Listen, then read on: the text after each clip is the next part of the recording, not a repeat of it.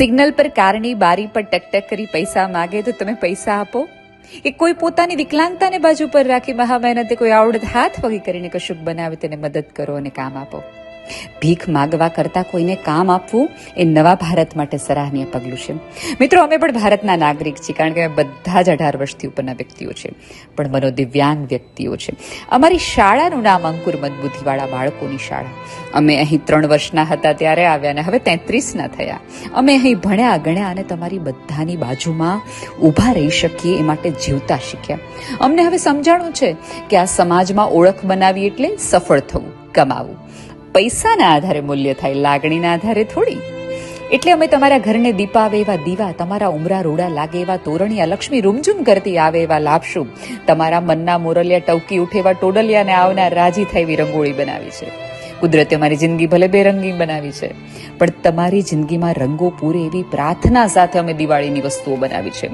તમે જ્યારે અમારા બનાવેલ દીવા પ્રગટાવશો ત્યારે અજવાળા તમારા ઘરમાં જ નહીં, અમારા જીવનમાં પણ પથરાશે.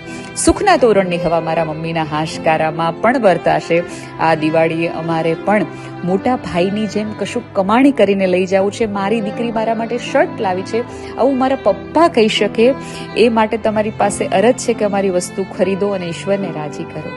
અમારી વસ્તુ ખરીદો અને કોઈ પૂછે તો નામ સરનામું અમારું દેજો અને વળતી કહેજો કે આ વસ્તુ મનોદિવ્યાંગ વ્યક્તિઓ બનાવી છે, તેઓ નક્કામાં નથી પણ મેકિંગ ઇન્ડિયાનો એક ભાગ છે એવું કહેજો. આપેલ નંબર પર ઓર્ડર કરવાનું કહેજો. દિવાળી ગિફ્ટ, કોર્પોરેટ ગિફ્ટિંગમાં વસ્તુ અમારી દેજો.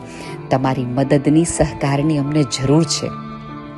વિડીયો ખૂબ લોકોને ફોરવર્ડ કરો. ઓછામાં ઓછી એક વસ્તુ ખરીદી આ બાળકોની મહેનત માટેની શ્રદ્ધા ટકી રહે એ માટે આપેલ નંબર પર ઓર્ડર કરો.